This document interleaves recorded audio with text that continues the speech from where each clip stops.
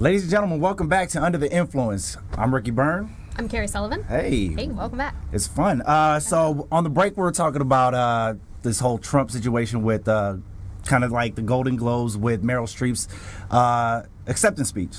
Yes, so, that was a big weekend this weekend. Which was, she had a great speech. And of course, everybody with this whole pretty much president-elect Trump. Mm-hmm. You got people that are very upset, and you got people that are excited. But you know what? How I look at it, that this clown that I don't know how he got into office with no experience. It was, for one, was talking about a disabled reporter, which that's what Meryl Streep was talking about on her acceptance speech. Mm-hmm. And like, what happens? Yes, we're going to miss the inauguration. Excuse me, I can't get this word out. It's a big word. It's okay. Caroline. I'm brown, so you know what side I'm on. So, yeah, I'm Puerto Rican, so you know where I'm going with. And if he does build a wall, that this clown, I'm done. I'm done. Well, here's the big debate, and this is obviously coming from Trump supporters. I want to try and stay unbiased and understand other people's viewpoints, but it's very, very difficult for me too. So if you want to chime in, please do. Tell us we're buttheads, as a third grade word, to try and not curse. But no, the big question. Clowns. There you go, ass clowns. The big question though is, was she wrong for saying that? Because all the Trump supporters and even some other people are saying, ooh, we love Meryl, that's a little classless. Like, I was all for it because that's a platform. People, I think, use those award shows to be like, oh, thank my manager, thank CAA. All this long-ass list of people who we don't know. I think it's important for them to take a stand on things that matter to them. You have a platform to say something, then say it. You have the ability. It's a freedom of speech. The one thing that we do have in this country. Mm-hmm. That then after people were attacking her, saying, "Well, she's not into politics. She should stay in her lane and just be an actress." Well, he's not in politics. He wasn't in politics either, and he won. And look at what's about to happen right now. So we'll see what's in this next 4 years. Honestly, what's going to happen. What is the one thing that if it happened you think would be detrimental to this society? As far as Mexicans, for real?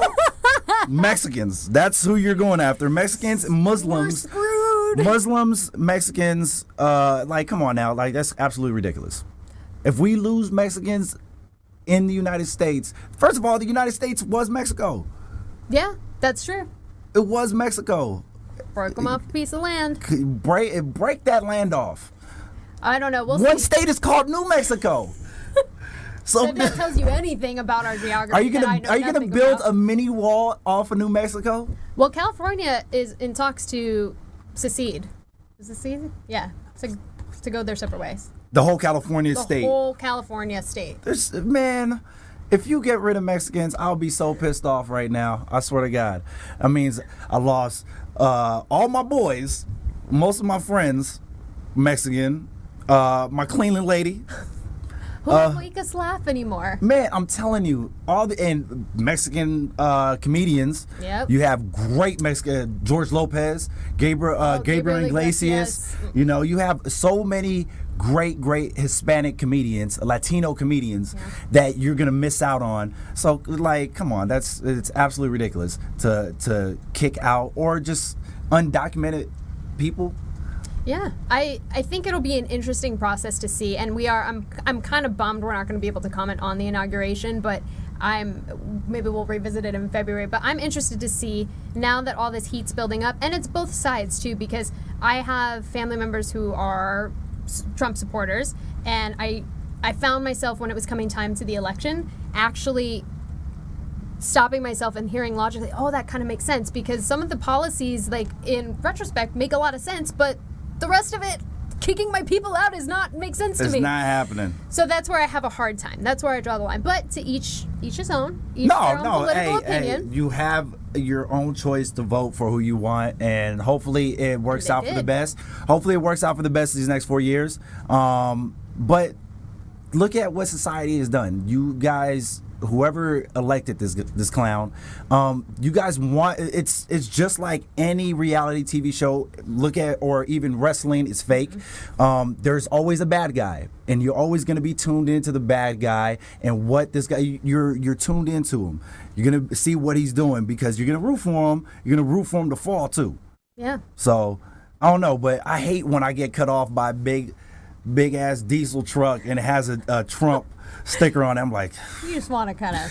Jesus, it would Well, be a you know Trump. what's crazy is when the election was happening, because I flew to California to vote because I had just moved back here, and so like November 8th, I'm sitting at my desk going, shit, I gotta go vote. I gotta go. So I jumped on a plane and I ran and I went and voted. Really? You Yeah. just didn't register out here? No, well, the absentee ballot, it was like a whole thing, and so I was like, I gotta go. I watched, I think, a President Obama like farewell video. I'm sitting just bawling in a puddle of tears. I love it so why? much. So I went and I jumped on a plane, did the Uber thing, voted, was in line like right before they closed, and voted, had myself a Corona, and then came on back. So, but What if you dated somebody that was a Trump supporter secretly? Ooh.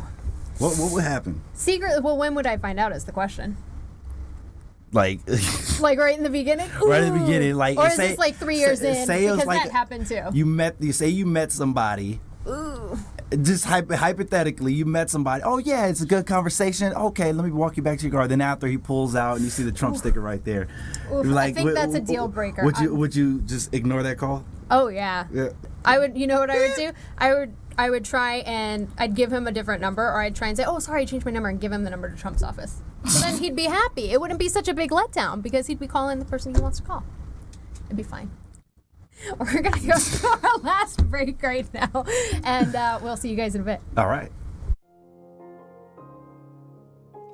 Salt and Pepper Entertainment Group, your one-stop shop for photography, videography, and voiceover needs.